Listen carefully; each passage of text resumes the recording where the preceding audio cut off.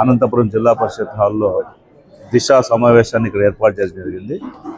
ఈ సమావేశానికి జిల్లా కలెక్టర్ గారు, అదేవిధంగా జెడ్పీ చైర్పర్సన్ గారు హాజరవ్వడం జరిగింది. అదేవిధంగా జిల్లా అధికారులందరూ కూడా ఈ కార్యక్రమంలో పాల్పంచుకొని జిల్లా అభివృద్ధి సంక్షేమం కోసం కేంద్ర రాష్ట్ర ప్రభుత్వాల సమన్వయంతో ఇక్కడ వచ్చిన నిధుల్ని ఏ విధంగా ఖర్చు పెడుతున్నాం, ఇంకా రావాల్సిన నిధులు ఏమైతే ఉన్నాయో అవన్నిటి కూడా వివిధ రూపాలుగా చర్చించి ఇక్కడ జరుగుతున్నటువంటి పనులను ఒకసారి సమీక్ష చేసి ఆ పనులు నడిస్తే వెంటనే స్పీడప్ చేసే కార్యక్రమంతో పాటు అనేక కేంద్రం నుంచి రావాల్సినటువంటి నిధుల విషయంలో కావచ్చు, కేంద్రం నుంచి వచ్చే నిధుల్ని ఖర్చు పెట్టాల్సిన విషయంలో కావచ్చు, అనేక రకాలైనటువంటి సమస్యలన్నీ కూడా చర్చించుకొని వీటిని వీలైన తొందరగా కేంద్ర ప్రభుత్వం దృష్టి తీసుకెళ్ళి ఇంకా కొన్ని నిధులు తీసుకొచ్చేటువంటి కార్యక్రమంలో భాగంగా ఈరోజు దిశ కమిటీ ఏర్పాటు ఇక్కడ మనం చేసుకొని మాట్లాడడం జరుగుతూ ఉంది.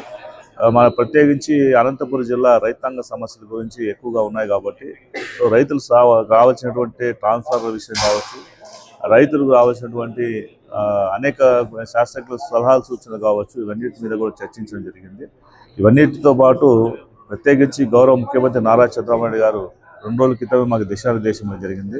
అనంతపురం జిల్లా అన్ని రంగాల్లో ముందుకు తీసుకెళ్ళాలి, ప్రత్యేకించి హార్టికల్చర్లో మొదటి స్థానంలో తీసుకొచ్చేలాగా మీరందరూ కృషి చేయాలని చెప్పేసి వారు చెప్పడం జరిగింది. కాబట్టి నేషనల్ హార్టికల్చర్ బోర్డు ద్వారా బనానా క్లస్టర్ను ఒకటి ఇక్కడ ఏర్పాటు చేసుకొని మన ప్రాంతంలో అరటి సాగు చేసేటువంటి రైతన్నలకి మంచి చేసే కోసం, వాళ్ళకి లబ్ధి చేకూర్చే కోసం ఆ క్లస్టర్ యొక్క విధి విధానాలను కూడా చర్చ జరుగుతూ ఉంది.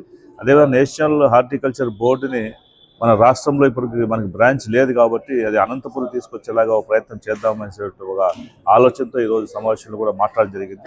ఖచ్చితంగా నేషనల్ హార్టికల్చర్ బోర్డుతో మాట్లాడి ఆంధ్రప్రదేశ్లో ఒక బ్రాంచ్ని తీసుకొచ్చేటువంటి ప్రయత్నం, అందులో అనంతపురం తీసుకొచ్చేటువంటి ఒక ప్రయత్నాన్ని నేను ముమ్మరంగా చేస్తానని చెప్పేసి ఈ సందర్భంగా తెలియజేయడం జరిగింది.